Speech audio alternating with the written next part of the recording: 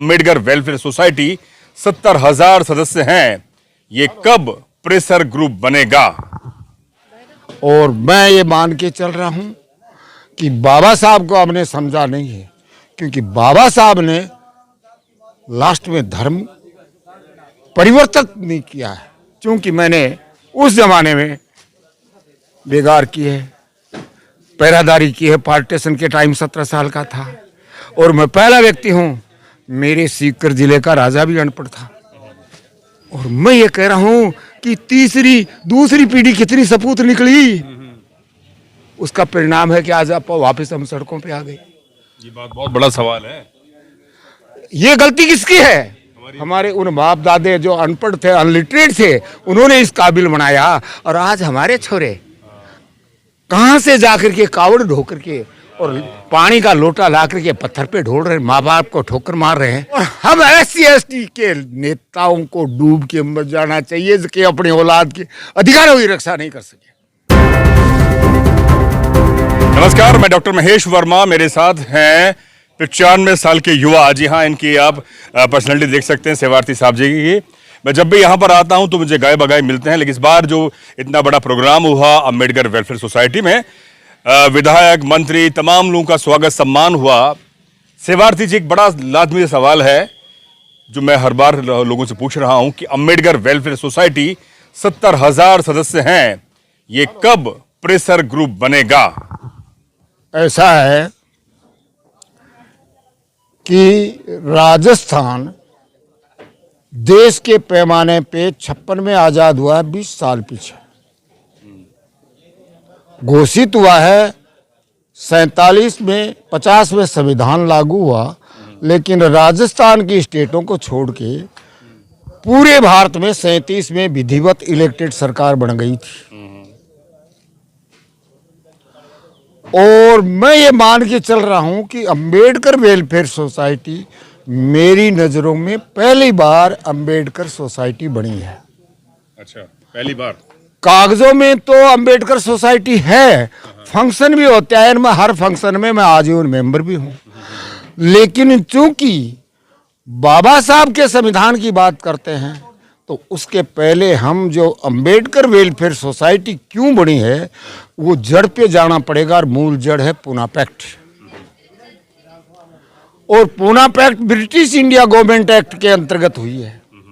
और पूना पैक्ट हमने आज तक समझा नहीं किसके बीच में हुआ, केवल शेड्यूल्ड कास्ट गांधी अम्बेडकर लगा दिया। जबकि पूना पैक्ट अगर मूल रूप से हुआ है वो difference class versus upper class के बीच में हुआ। और उसको चलते चलते संविधान सभा में आकर के उसको 3 टुकड़ों में बांट दिया, SC/ST OBC। क्योंकि यहां आकर के बाबा साहब अकेले पड़ गए और 289 वैसे 294 मेंबर थे, 5 ने दस्तखत नहीं किए क्योंकि इलेक्ट होने के बाद में दस्तखत करने की स्थिति में नहीं आए, खत्म हो गए। 289 में 288 आदमी बाबा साहब के अगेंस्ट में होते थे। और हमने बाबा साहब से वो गुरु मंत्र नहीं सीखा, वो बात नहीं सीखी जो अम्बेडकरवादी हैं कि बाबा साहब का कितना भयंकर तिरस्कार हुआ, बहिष्कार हुआ, प्रताड़ित हुए, लेकिन अपनी कलम से भारत के संविधान में किसी भी नागरिक के अधिकारों को सुरक्षित रखा, असुरक्षित नहीं रखा। इससे बड़ी महानता क्या हो सकती है? और मैं ये मान के चल रहा हूं कि बाबा साहब को हमने समझा नहीं है, क्योंकि बाबा साहब ने लास्ट में धर्म परिवर्तन नहीं किया है। वो उस समय वो शब्द काम में लेना जरूरी था, लेकिन बाबा साहब तो हमारे मूल धर्म पे आए थे जो भटक गए थे तथाकथित हिंदू के नाम से। हिंदू कोई शब्द नहीं है, कोई धर्म नहीं है, और उसके लिए हम और आज तक भी भटकते आए। और अम्बेडकर वेलफेयर सोसाइटी ने आज जो काम किया है, मैं ये मान के चलता हूँ उस पूना पैक्ट की अनुपालना की है, जो पहली बार SC/ST OBC एक मंच पे आया है। ये पहला शुभ संकेत है। संकेत तो है, लेकिन क्या ये वाकई प्रेशर के तौर पे काम कर पाएगी? मेरा सवाल ये है। ये छोटी बात है। छोटी बात की इससे मैं आपसे निवेदन कर रहा हूँ, प्रेशर हमको देना नहीं है। प्रेशर देना बनावटी शब्द है। हम ये कहते हैं कि बाबा साहब ने फंडामेंटल राइट जो इक्वलिटी का दिया है, हमने प्रेशर, नॉन प्रेशर, अछूत और अछूत इनमें उलझा दिया। हमारा मूल जो भारत का संविधान है वो क्या कहता है कि सब नागरिकों को समान अधिकार होगा। और आज भी ये हमारे ऊपर कलंक है कि पार्टी शासन है या भारत का शासन है या राजस्थान का शासन है, व्यक्ति का शासन है, आज भी घोषित कर रहे हैं। हम कितने अंधेरे में हैं, जबकि ये भारत की सरकार है और ये राजस्थान की सरकार है।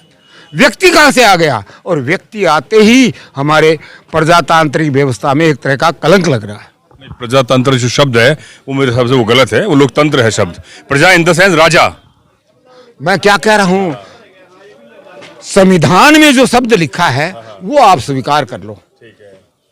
मैं उस जमाने का एक साक्षर आदमी हूं, मैं इतना बेता नहीं हूं, लेकिन फिर भी चूंकि मैंने उस जमाने में बेगार की है, पहरादारी की है, पार्टीशन के टाइम 17 साल का था, और मैं पहला व्यक्ति हूं, मेरे सीकर जिले का राजा भी अनपढ़ था।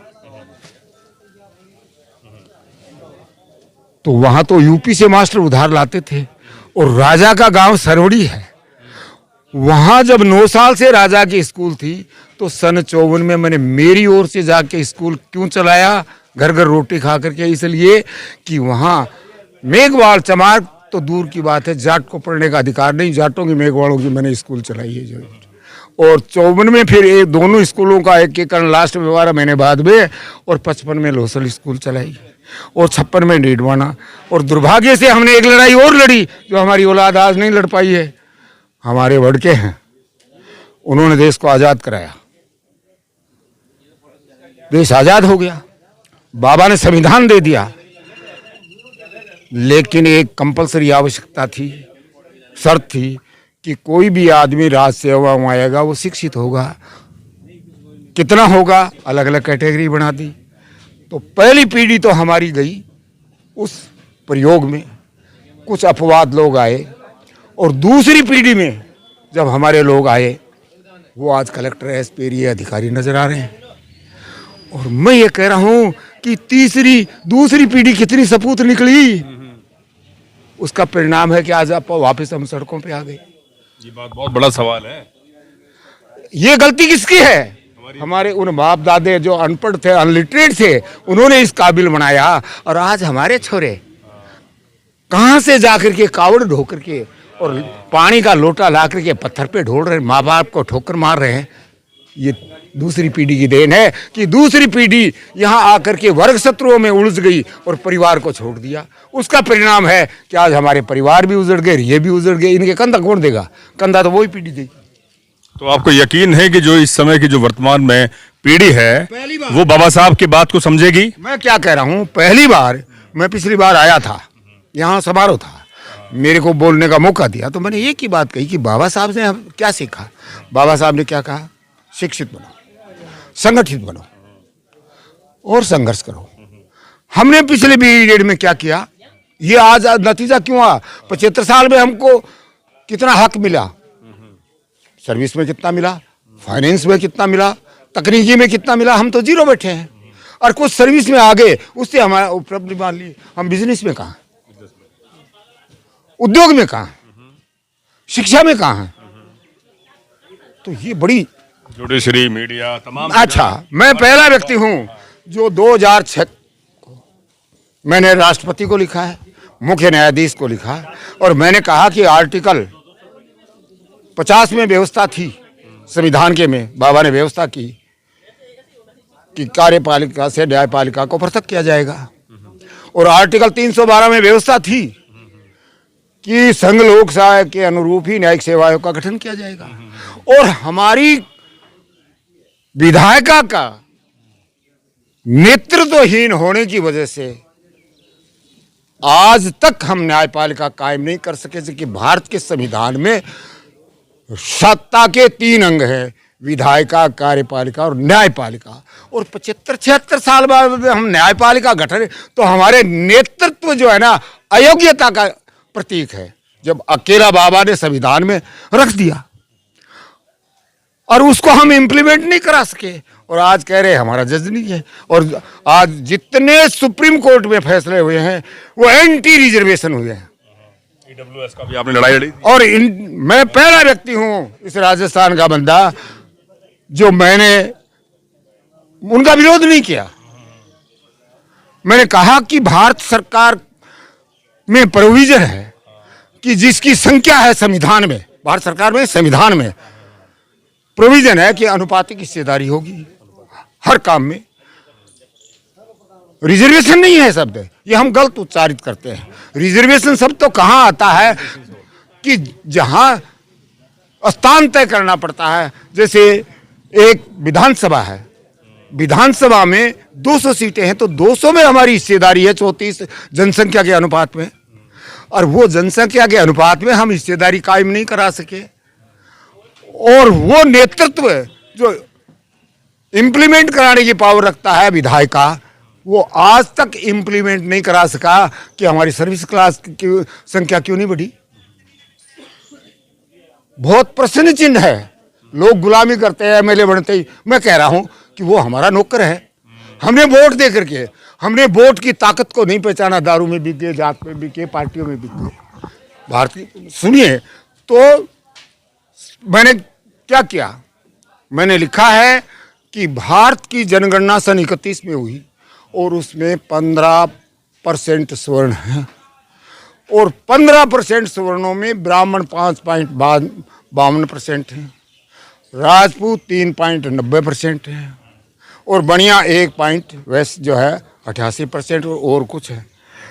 तो राजपूतों में शामिल कौन थे? दरोगा, चारण, भाट, दमामी, जाट राजपूतों से रिलेटेड को। वो जब राजपूतों में आ गई, जाट ओबीसी में आ गया, जो फॉरवर्ड हिंदू में था, मराठा फॉरवर्ड हिंदू था, वो ओबीसी में आ गया, तो फॉरवर्ड हिंदू मात्र 3.7% बचते हैं, बाकी ओबीसी में आ गए। तो 96% SC ST ओबीसी है। किस अंधेरे में हमारे नेता भी बोलते हैं 15%। अरे तो ओबीसी में आ गए, वो 15% रहे कहाँ से? तो मैंने यही कहा कि 3.7% को आपने 10% किस बेस पे दिया? क्या जनगणना करवाई है उनकी? नहीं करवाई। ओबीसी को आपने 21% या 27% दिया है। तो क्या 52 के बाद में 31 में 52% ओबीसी थी, 52% ओबीसी थी, वो बढ़ के आज 65% हो गई। और शेड्यूल्ड कास्ट की आपके सामने आज स्पीच में भी आया है कि मैं राजस्थान 20%, कास्ट टाइप्स 32 बताया है, मैं 31 मानता हूँ। मेरी बात सुनिए, तो 94% तो ये आज के आंकड़े से हो गया स्वतः। और हम SC ST के नेताओं को डूब के मर जाना चाहिए कि अपने औलाद के अधिकारों की रक्षा नहीं कर सके। ये आंकड़े तो हैं। मेरे एक मित्र हैं बड़े पत्रकार, वो कहते हैं कि सुनिए, हाँ, मैंने इसके खिलाफ रिट लगाई और पहला व्यक्ति हूं जो मैंने न्यायिक सेवा आयोग गठन के लिए 6 से बराबर।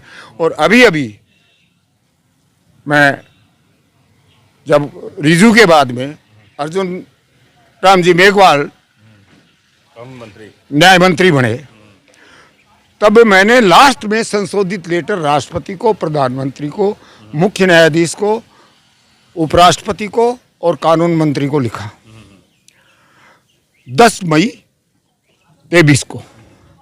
और 18 मई को जब अर्जुन जी मेघवाल न्याय मंत्री बने तो उनको मैंने 25 मई को संशोधित लेटर उनके नाम से भेजा और उन्होंने डिपार्टमेंट में भेजा। उससे जवाब आया, जानकारी आई, तो उन्होंने कहा कि हमने तो न्यायिक सेवा आयोग का गठन भेज दिया और सुप्रीम कोर्ट ने रिजेक्ट कर दिया। तब अर्जुन राम जी मेघवाल पहला आदमी है जो मेरे को बुलाया और इस मुद्दे पे डिस्कस हुई। और डिस्कस होने के बाद में मैंने डिपार्टमेंट के अधिकारियों से बात की तो उन्होंने कहा कि ये तो सुप्रीम कोर्ट ने रिजेक्ट कर दिया। तो मैंने कहा सुप्रीम कोर्ट बड़ा है या संविधान बड़ा है? कार्यपालिका बड़ी है या संविधान बड़ा है? विधायिका बड़ी है या संविधान बड़ा है? सब हाँ करते गए। तो मैंने कहा कार्यपाल विधायिका ने आपको डायरेक्शन दिया 14-15 में, और कार्यपालिका ने प्रस्ताव बना के भेजा। कौन से क्लास में भेजा? 124 में, जहाँ मुख्य न्यायाधीश को नॉमिन करने का प्रोविजन है। आपने 312 में भेजा क्या? तो आप जैसे अयोग्य आदमी यहाँ सरकार में बैठे हैं या वर्ग शत्रु बैठे हैं, आपने जानबूझ के रिजेक्ट करवाया उसको। सुप्रीम कोर्ट ने तो अपनी जगह सही किया कि आपने 312 में नहीं भेजा। क्यों? हमने मांग की है न्यायिक सेवा आयोग, जैसे संघ लोक सेवा आयोग है, राज्य सेवा आयोग है, और वो हो जाएगा। फिर झगड़ा क्या है? पक्षपात तो चलता है, मानव स्वभाव है, लेकिन अंकुश लगेगा। हमारा IAS आ रहा है, IPS आ रहा है, डिफेंस का आ रहा है, सारे लोग आ रहे हैं, तो देश को चला रहे हैं। ये न्यायपालिका ने हमारे पतन क्यों कर दिया? क्या हम अयोग्य हैं? इसलिए न्यायपालिका डर रही है कि आज की तारीख में जो वर्ग बैठा है वो परीक्षा में पास नहीं हो। साहब, मेरी चुनौती है। और हमारे छोरे टॉप करते हैं, जैसे IAS में हमारी डाबी ने टॉप किया कि नहीं? आपके यहाँ का बच्चा था, मेरे ही राजस्थान का, कनिष्क कटारिया, वो भी मेरे सीकर जिले का था, उसने टॉप किया है। तो वीडियो अच्छा लगा तो चैनल को सब्सक्राइब, वीडियो को शेयर और ज्वाइन बटन दबाकर आर्थिक मदद कीजिए।